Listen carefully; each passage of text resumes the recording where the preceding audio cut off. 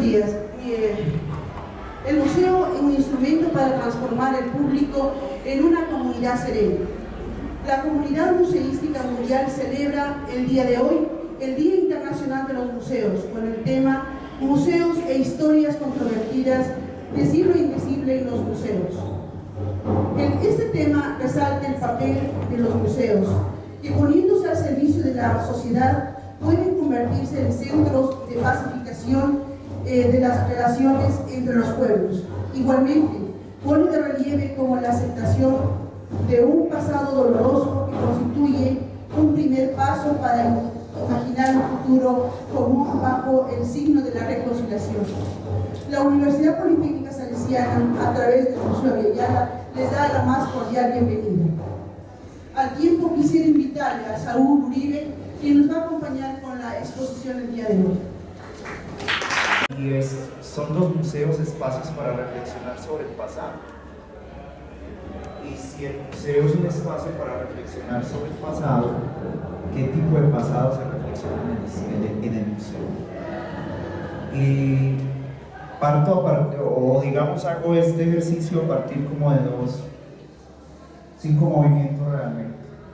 El primer movimiento es un movimiento que tiene que ver con el mismo momento en que surgen los museos. Esto va, viene, va. Surgen los museos, ¿no? Y esos dos momentos tienen que ver con el coleccionismo en el siglo X y todo el saqueo que hay dentro del proceso expansivo de Occidente y la formación de las primeras colecciones privadas, ¿cierto?, de las aristocracias del siglo X, ¿cierto? Entonces, es una idea que nos tiene que permitir pensar más allá de las intencionalidades del museo, porque el museo se va a configurar a partir de colecciones privadas y todas ellas provenientes de procesos de expansión de Occidente y sobre todo, insisto, del saqueo que se va a dar en el siglo X y siguientes siglos del Imperio Babilónico.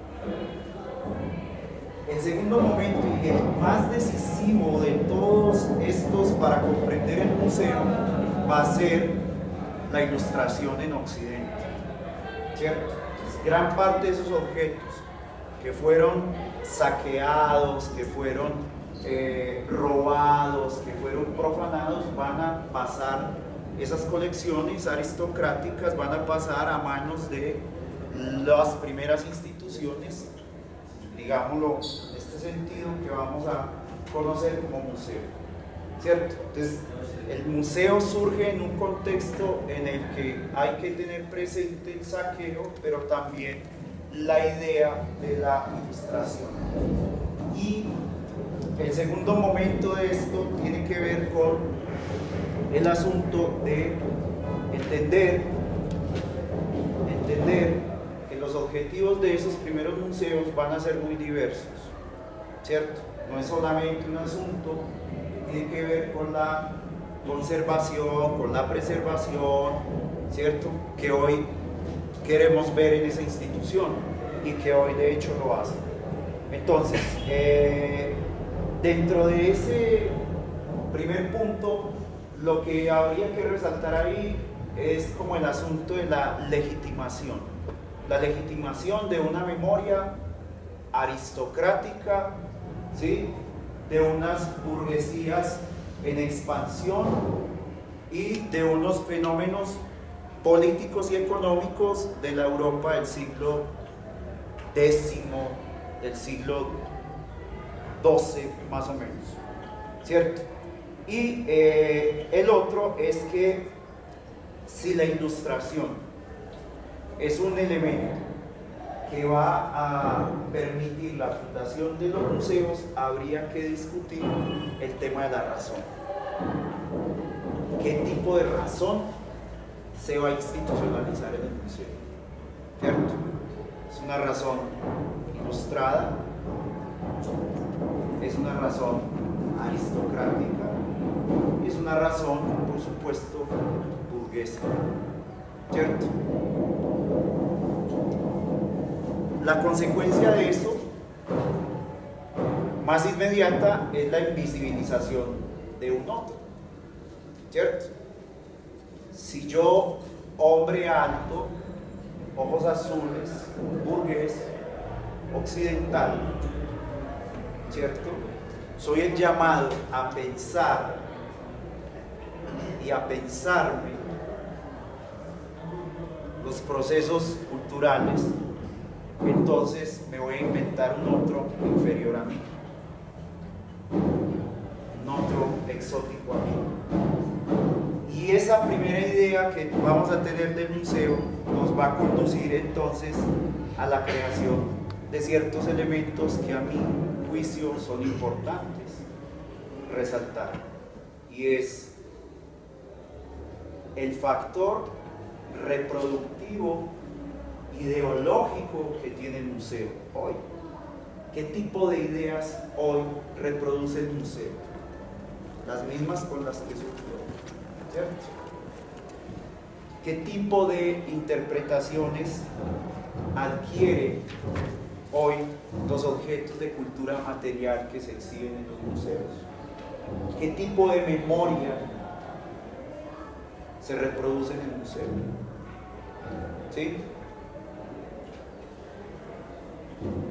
Esa reproducción en los museos va a configurar campos del conocimiento muy específicos como la etnografía, por ejemplo. Si esos objetos fueron saqueados, si esos objetos fueron posteriormente exhibidos en un espacio, pues yo tengo que construir un discurso alrededor de ellos. Y la llamada, o la disciplina llamada para construir ese discurso era la naciente etnología o antropología, ¿cierto? Y esto nos va a generar un proceso colateral a eso, y son los derechos exclusivos de quien visita el museo. Entonces, no era cualquiera quien visitaba esas instituciones. De hecho, por ejemplo, para asistir a ciertos museos en Europa había que pedirle permiso a la corte, porque no eran abiertos a todo el mundo. Y eso es un acto que me parece que hoy tenemos que reflexionarnos, en la medida en que el museo casi que tenemos en el imaginario que es un espacio para el deleite aristocrático, para el deleite de todos. Y ya vamos a explicar por qué. El segundo movimiento de esa cosa, bueno, yo iba a proyectar algo ahí, quería que vieran. El segundo movimiento de eso tiene que ver con, que ya se los había adelantado, con la razón. Si la razón es un valor rector, o que va a permitir fundar la ilustración en Occidente, va a ser a partir de esa razón, ¿sí?, que Occidente va a emprender su proceso colonialista, imperialista por el mundo. Porque era el hombre alto, occidental, bello como yo, el que estaba llamado a civilizar al resto, ¿cierto? A darle sentido a los objetos que se exhiben en los museos. Y entonces se emprende nuevamente una oleada que tiene que ver con lo que algunos académicos han llamado las políticas imperialistas del lenguaje, ¿cierto? Un libro precioso, bonito, se llama La Ibris del punto cero, de Santiago Castro Gómez, un filósofo colombiano que aborda y ahonda el tema de las políticas imperiales del lenguaje. Entonces, se construye un lenguaje a través y a partir de esos objetos que en el fondo lo que busca es reproducir una cultura, reproducir unos valores y reproducir una ideología, ¿cierto? No es la ideología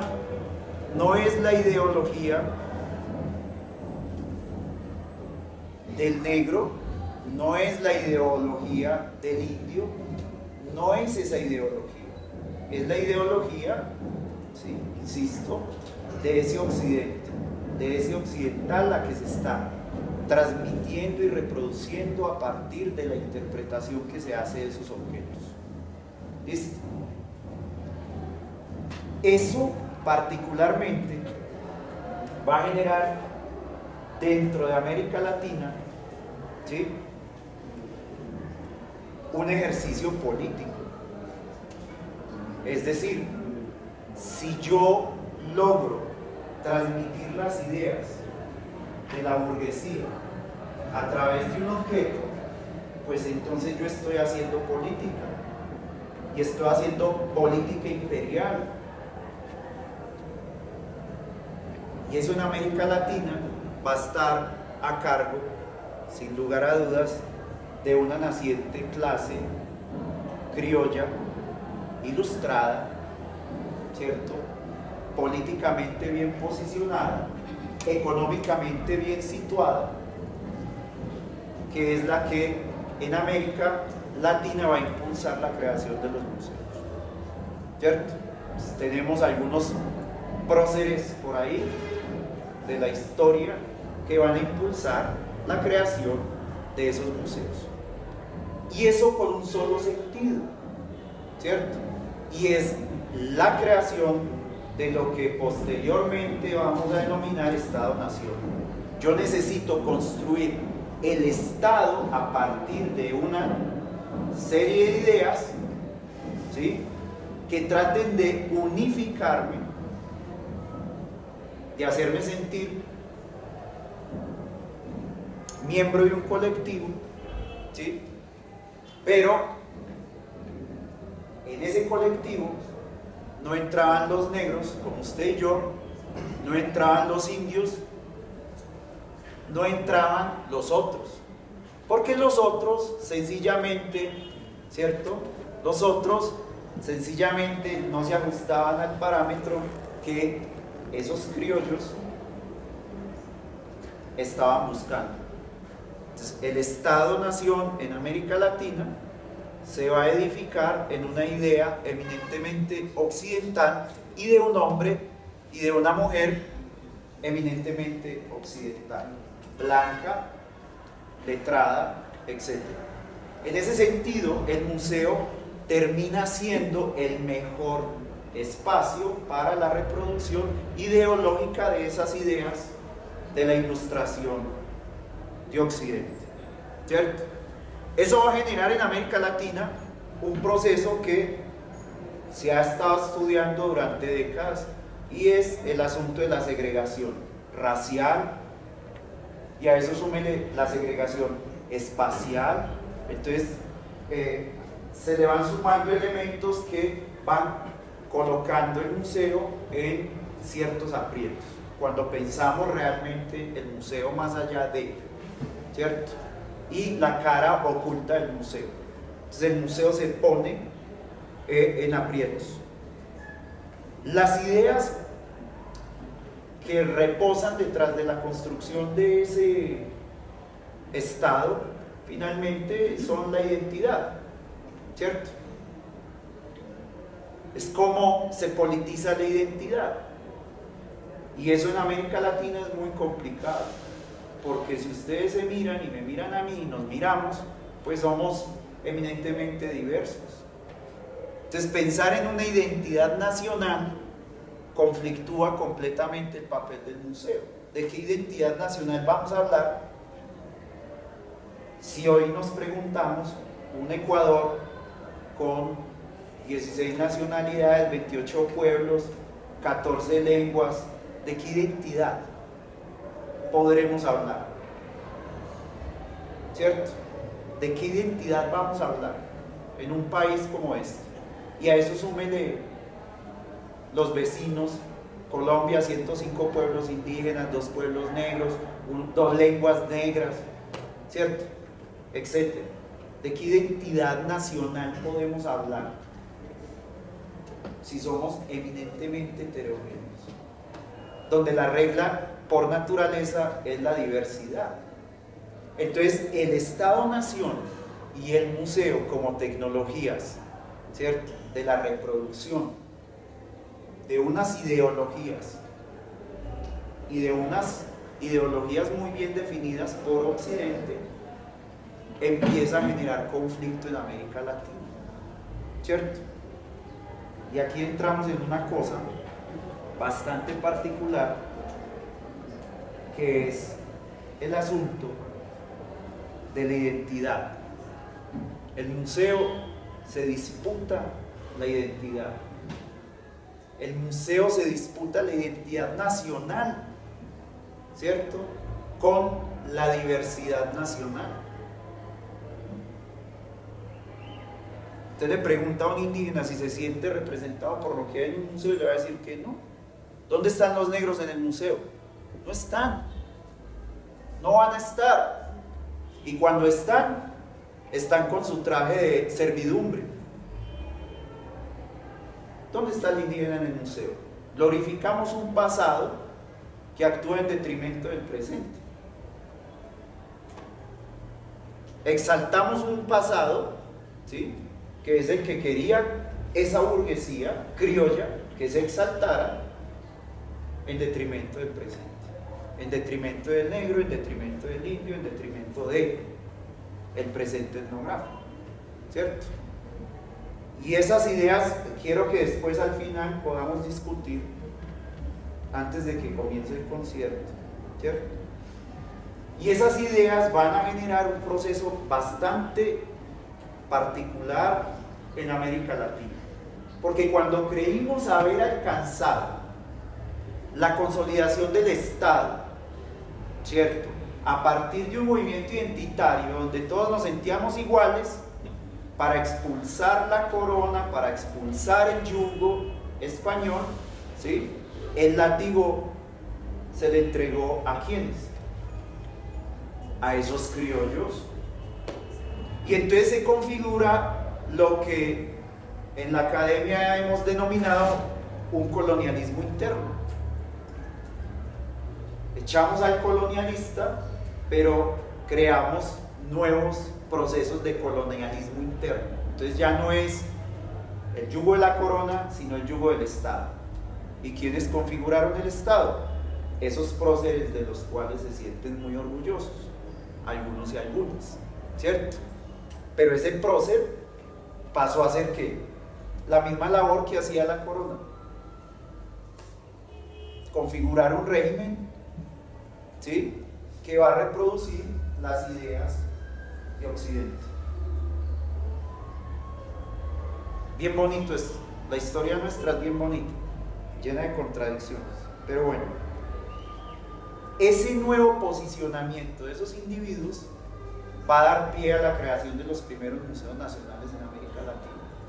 Para el caso, por ejemplo, colombiano, 1822, para el caso peruano, 1821 más o menos, por ahí. Para el caso ecuatoriano, en la década de los 70, con una cosa maravillosa que poco se ha estudiado, y es cómo la dictadura militar va a suplir ese sueño identitario de la identidad nacional construyendo el Museo Nacional, el Museo de la Casa de la Cultura, ¿cierto? Muy tardíamente. Si no estoy mal, creo que es el último museo nacional que se funda en América Latina, ¿cierto? Miren, el tercer movimiento de esto tiene que ver con esas aristas políticas, económicas y sociales que me han dejado esos dos procesos que medianamente hemos expuesto acá, ¿cierto? Y esas aristas políticas, económicas, etcétera, van a permitir, sin lugar a dudas, una serie de conflictos que aún hoy estamos viviendo, que hoy los estamos evidenciando. Y esos conflictos tienen que ver con pensarnos el pasado y la exposición de ese pasado en los museos, ¿sí?, como tecnologías de la reproducción de esas ideologías occidentales, posteriormente coloniales, que nos vende el museo. Me parece a mí que es un punto de partida que nos permitiría pensar cuál es la función de un museo hoy. Llamarnos a reflexionar sobre el pasado o reproducir un pasado. Y si lo reproduce, ¿para qué? ¿Cómo y por qué? Y si no lo va a hacer, es en qué proyecto nos vamos a montar. Y cuando hablo de proyecto de sociedad. Hablo de proyecto cultural. ¿En dónde nos vamos a situar? ¿En qué bando nos vamos a situar? Que tampoco es que se trate de que un bando aquí, un bando allá. Es cómo desmontar esas tecnologías de la reproducción, ¿cierto? En los museos. Cómo el museo realmente se convierte en eso. Miren, más allá entonces de ser el museo un espacio donde se salvaguarda, se construye, se exhibe el pasado, habría que entenderlo más en función de la reproducción de un pasado. El museo tiene que romper con eso, y tiene que romper con eso por dos cosas. Porque mientras los procesos de la ilustración se configuraban y los procesos del colonialismo interno se configuraban, también se creaban historias paralelas a esas historias oficiales. Y esas historias oficiales se van a estudiar durante largo tiempo, hasta hoy. ¿Qué hace la historiografía ecuatoriana? Estudiar la historia de los vencedores, ¿cierto? ¿Qué exhibe el museo? La historia de los vencedores. ¿Qué configura el museo y la historia? Que estos muchachos sigan todavía con la ilusión extraña de que hubo alguien que le pegaron un cañonazo, le botaron un brazo y llegó a tientas con la bandera en la boca y la clavó en la cumbre de la libertad. Esas son las historias que finalmente el museo logró configurar en la sociedad. Y esas historias muy pegadas, ¿cierto?, a una suerte de capitalismo intelectual, van a chocar con unas historias no contadas, con unas historias no reconocidas.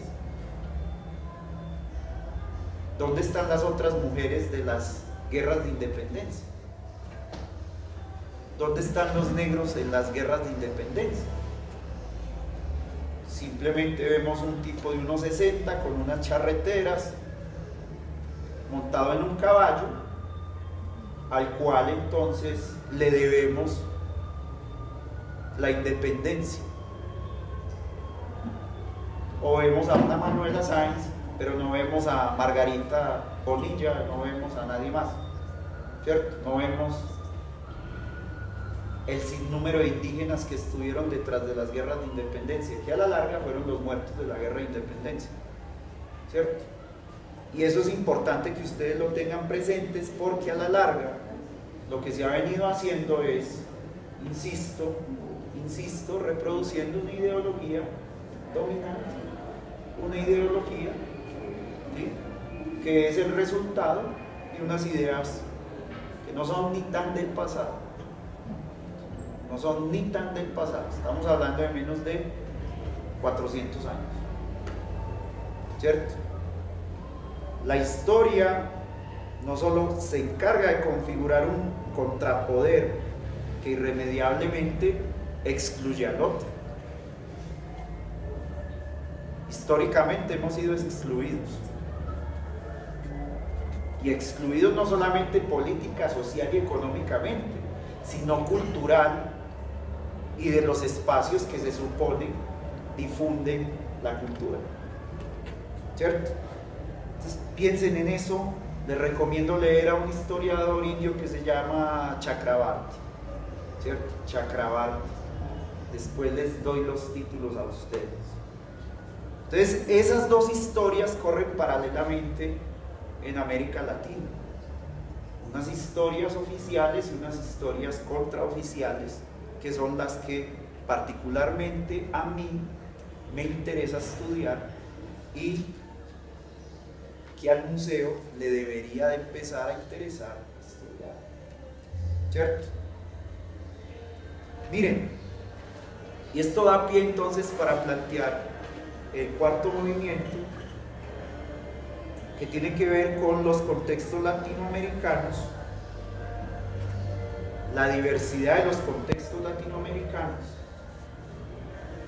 la intensificación de las relaciones sociales en los contextos latinoamericanos va a exigir entonces un proceso en el que el museo debe de aportar a desmontar precisamente esas historias oficiales, esas historias que nos han excluido, esas historias que nos han situado en horizontes completamente contrarios y contradictorios a lo que en esencia somos, ¿cierto?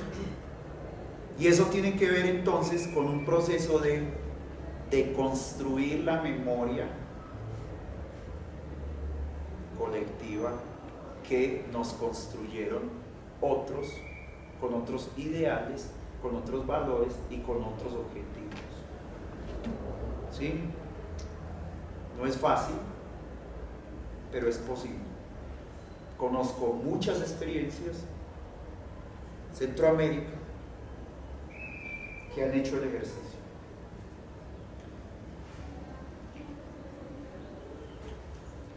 Silvia Rivera, en Bolivia, por ejemplo, es un buen ejercicio de esto, ¿cierto?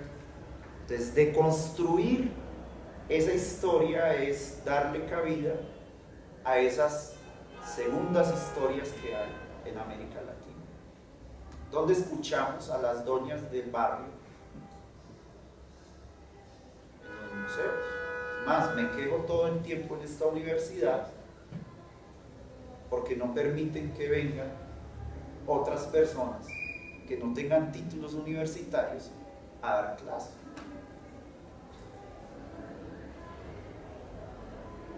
Tenemos que pensar más eso, porque es una memoria de la reproducción de un conocimiento que no conocemos. Y eso tiene que ver mucho con quienes han construido las interpretaciones que hay en los museos. Es un académico formado afuera, y gran parte de los estudios arqueológicos en este país se le deben a extranjeros, desde Max Uhle hasta Stephen Rosten, que es lo último que leí, desde un alemán, francés, pasando por un montón de gente interpretando el pasado, ¿sí? Latinoamericano, contradictorio, particular, qué se quiere configurar ahí, qué se quiere decir, por qué y cómo. Esos procesos de construir pueden conducir a reflexiones más amplias y profundas, debatir la influencia que generan esos pensamientos en los muchachos. Yo discuto mucho esto con los estudiantes, cómo su matriz es tan colonial que cuando uno les dice algo, ellos dicen mande. Fregados. Cuando yo discuto con un estudiante en Bogotá, me dice su merced. Yo, pequeño, feo, gordo, peludo, su merced. La matriz colonial es tan fuerte que me parece a mí que los museos deben empezar a trabajar en función de construir eso. Ya no de exhibir esa historia, sino de construir esa historia para darle valor a nuestras historias.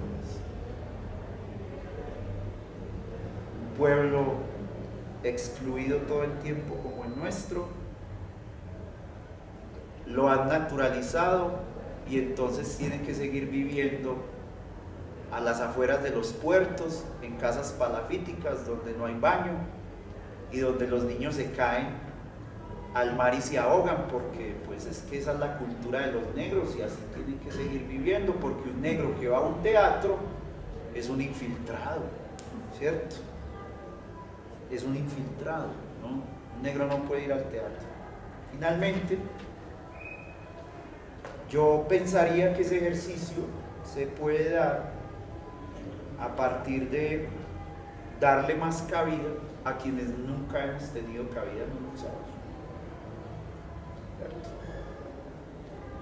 Yo nunca he visto un indígena hablando en un museo realmente sobre lo que está expuesto ahí.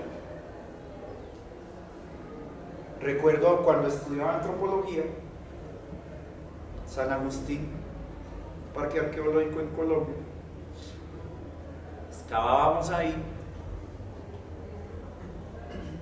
le preguntábamos a los guambianos que viven ahí si ellos se sienten representados por lo que hay ahí. Y su respuesta es: no, no me siento representado por lo que ustedes sacan ni por lo que yo estoy viendo. ¿Por qué no? Porque es que es una historia que yo no creé, es una historia que yo nunca escribí y es una historia que yo no tengo historia de eso. Y siempre hemos creído que ahí se exhiben los objetos que nos representan. En el fondo, ¿a quién están representando? Ni eso se lo deben a la academia y a la reproducción de la academia. Y ahí la importancia que les digo a ustedes como estudiantes: atrévanse a pensar más allá. Hágale la tarea al profesor, pero piense. El profesor quiere que usted dibuje eso, pero hágalo conscientemente y sea más inteligente que el profesor.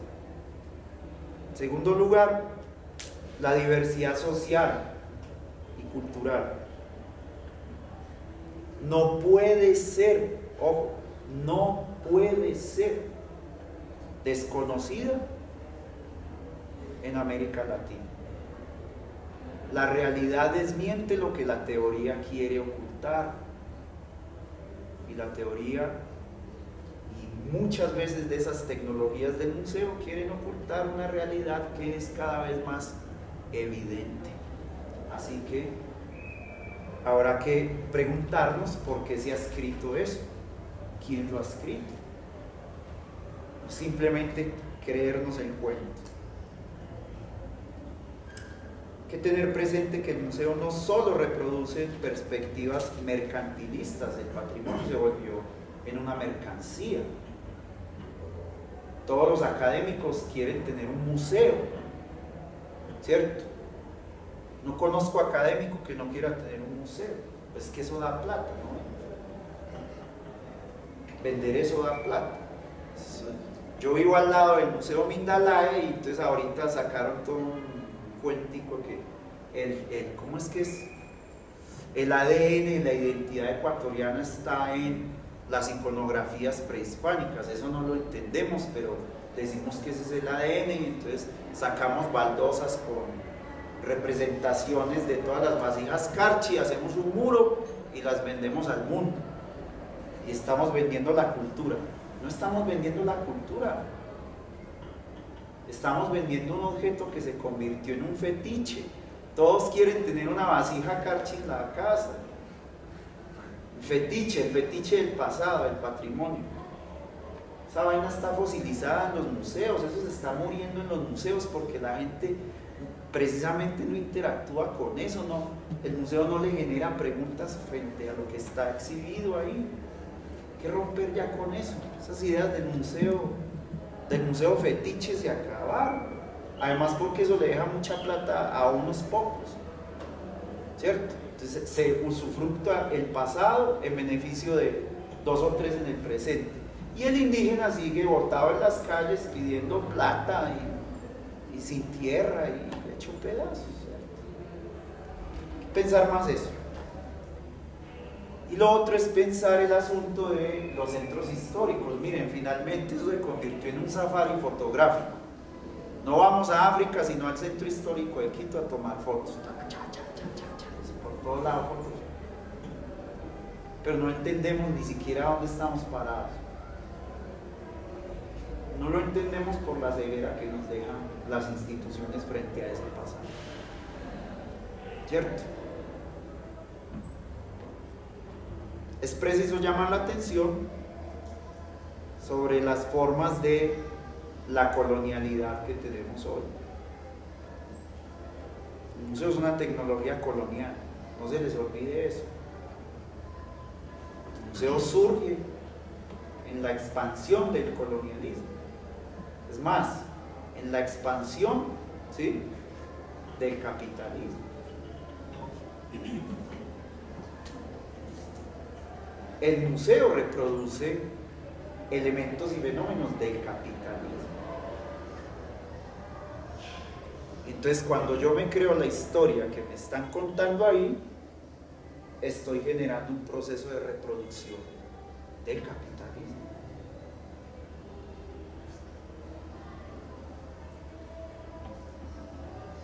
Hay que llamar cada vez más a la reflexión del museo.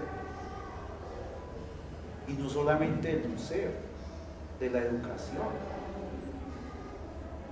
La educación, ¿qué es? Un proceso de domesticación. Punto. ¿Ya? ¿Para la reproducción de qué? De esas ideas.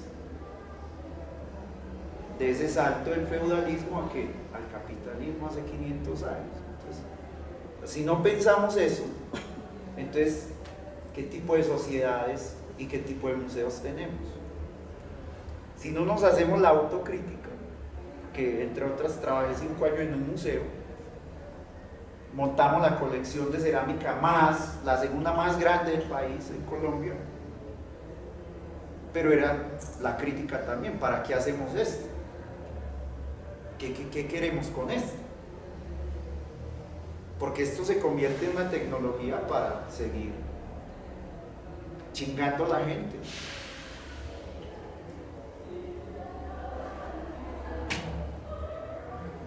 Yo dejo ahí, estoy cansado, más vengo a dar clase y de estar levantado a las 3 de la mañana pensando, no sobre museos, pero pensando.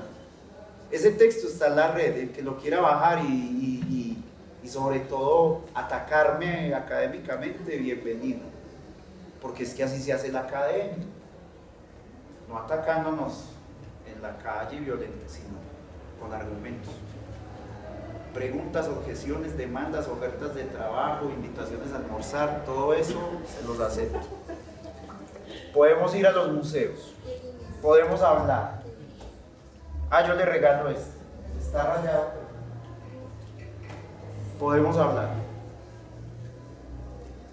¿Puedes darnos un ejemplo positivo de algún espacio que tú creas que consideras una buena comunicación, que de una buena llegada los estudiantes y los públicos que puedan?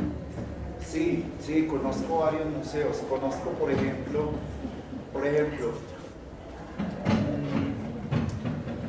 los museos universitarios dieron primero el salto de preguntarse qué es eso. Y el Museo de la Universidad de Antioquia en Medellín es un buen ejemplo de eso. Es muy buen ejemplo de eso. Fue desmontar todo el guión e invitar a los colectivos sociales y étnicos a pensar el pasado. Es un ejercicio doloroso, porque es que eso duele el ego del académico cuando le dice a un negro, así no es. Así no es. Y entonces, ¿cómo es? Venga, yo le explico y verá. Ese es un buen ejemplo. Y conozco otro par de ejemplos en algunos lugares de México. donde le han apostado mucho más a la creación de museos comunitarios. Ahora bien, también tengo mi objeción frente a la creación de museos, sobre todo en México, que todo es sagrado, ¿cierto? Todo es sagrado en México, todo. Una piedra, eso es sagrado, todo es sagrado, ¿cierto? Entonces yo también he entrado en la objeción con eso. Me parece que otro elemento importante que habría que resaltar en materia de museos y en materia de la pregunta es las casas de la memoria. Las casas de la memoria, yo nací en una ciudad que se llama Medellín. Medellín, por su proceso histórico, bueno, Colombia es muy complejo, pero no me voy a meter ahí. Me parece a mí que la memoria de la gente, ¿sí?, ha permitido construir buenos ejercicios de museos. Los museos de la memoria, porque no es la memoria oficial, es la memoria que construye la gente día a día con el sudor de su frente. Son las fotos de familia las que van a alimentar esas salas que no son fosilizadas, sino más bien expongo una cosa, saco, expongo la otra, saco.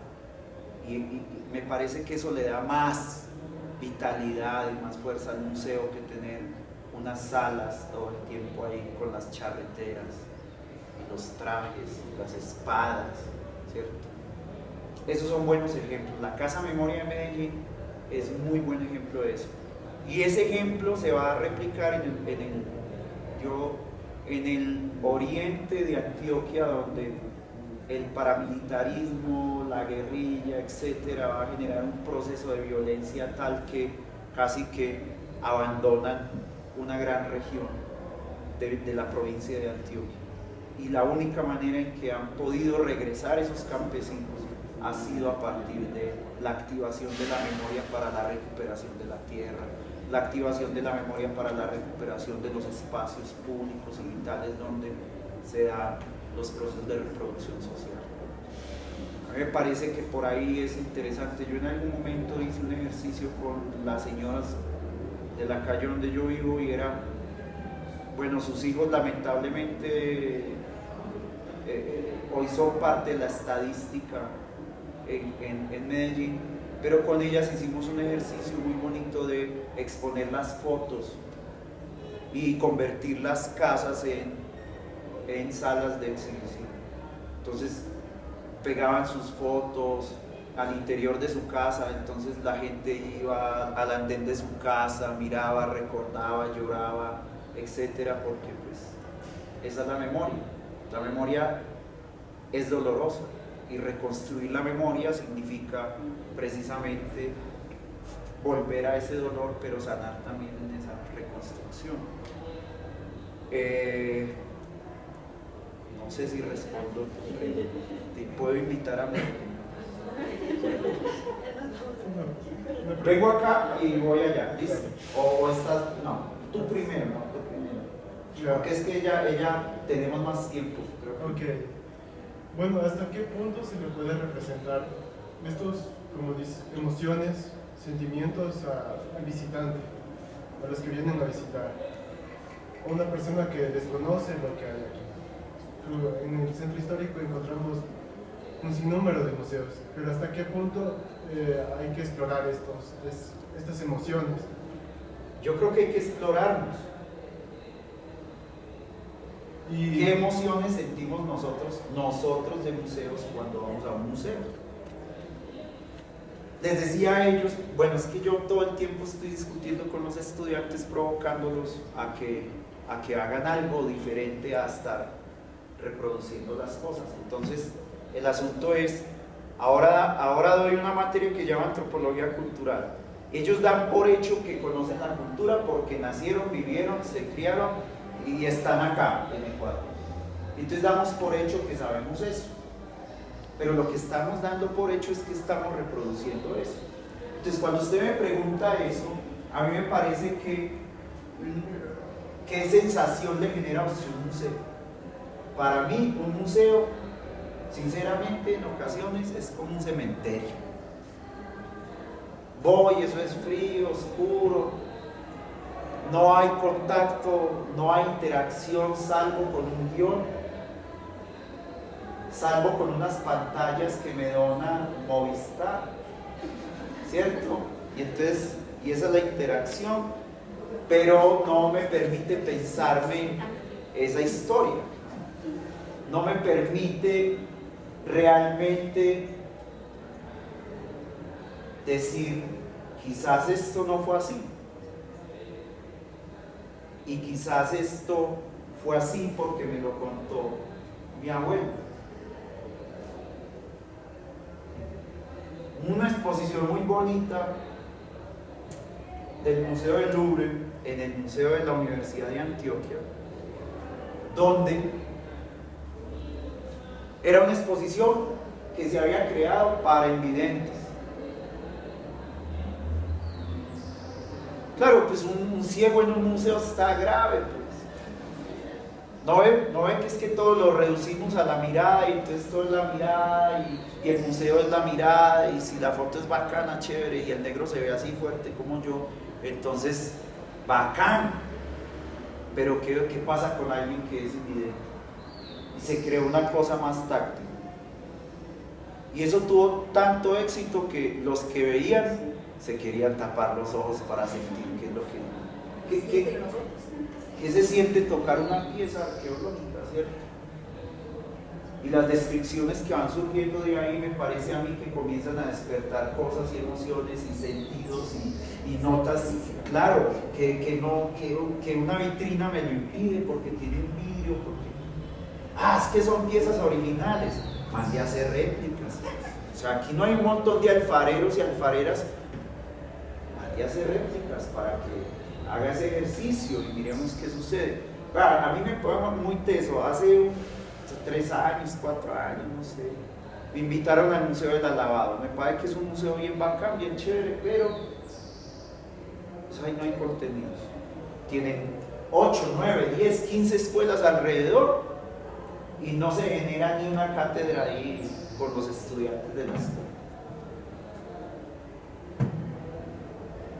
¿Cómo construir y generar procesos y sociedades cada vez más justas y equitativas a partir de la activación de la memoria si no estamos utilizando los espacios de la memoria para cuestionar la misma memoria, despertar esas emociones, hacer diálogos intergeneracionales en esos espacios? No lo estamos haciendo. Creo que estamos fallando pedagógicamente hablando en términos de museo, en términos de emociones, en términos de sentimientos. Los jóvenes siguen creyendo que es que la historia es la que nos dice el libro de la escuela, ¿cierto? Y que entonces voy y hizo el pabellón, la bandera y no sé qué, y una cosa ahí que yo me quedo hasta sentado cuando escucho los himnos nacionales, ¿cierto? Porque además son bien excluyentes los himnos nacionales, ¿no? Y las canciones de Carlos Vives también, ¿cierto? ¿Qué cultura va a tener un indio, ¿cierto? Y entonces todos bailan, pero no escuchan qué es lo que le están diciendo ahí. ¿Qué cultura va a tener un indio que nació en los pajonales? Claro que tiene.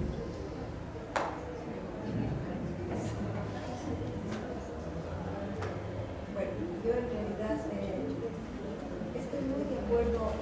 No esté de acuerdo conmigo, porque entonces. Es que sí estoy de acuerdo en que hay que hacer una reflexión sumamente profunda en lo que estamos presentando como museos estáticos, que realmente estamos solamente proyectando algo cual cosa. Sin embargo, en Ambato tenemos nosotros unos museos en los cuales, en cambio, nosotros vamos o presentamos personajes de cera que son nuestros ilustres. Entonces resulta que nuestros ilustres, en cambio, no son permitidos tener un proceso de herencia, de que yo, en este caso, soy administradora de la quinta de Juan Montalvo. Juan Montalvo fue uno de nuestros personajes íconos de nuestra ciudad, de nuestra provincia. Yo he leído de nuestro mucho a país. Juan Montalvo. Perfecto. Eso, en cambio, nosotros nos ha permitido entrar a un eje más directo, al educativo, niños, jóvenes, adultos, inclusive, en el cual nosotros lo que vamos a entender es que, de acuerdo a las obras que él escribió, fue plasmando todo lo que iba él estudiando, conociendo, informándose a través de una sociedad no ajena a la que estamos viviendo actualmente. Entonces él va plasmando en cada una de sus obras las cosas que se supone también estamos viviendo, y eso como que nos remueve por dentro y dice sí, entonces hagamos algo que Juan Montalvo pudo haber hecho. Y yo siempre normalmente digo, todos somos Juan Montalvo, porque él era primero liberal, irreverente, el insultador más correcto y más diáfano en su lengua. Eso es Juan Montalvo. Entonces, para nosotros tenemos en cambio esa cuestión. No tenemos los elementos museográficos que normalmente decimos nosotros, una pieza arqueológica, un algo. Tenemos una cama casi original. ¿Por qué casi original? ¿Por qué? Porque yo también pienso que no de hace 185 años una cama, y no creo que la madera dure tanto. Sin embargo, Sí, he encontrado maderas en sitios arqueológicos de 3.000 años. Pero resulta que nosotros, al investigar, nosotros en el momento que somos parte de la administración de museos, nosotros primero debemos investigar responsablemente, porque esa responsabilidad tenemos que proyectar a las personas que nos escuchan y es nuestra obligación decir la verdad. ¿Por qué digo casi? Porque algún rato, yo cuando estuve hace unos 3 o 4 años, como uno de los detalles, porque son únicos, son más o menos estilo Luis XV, algo así, es una camita bien bonita.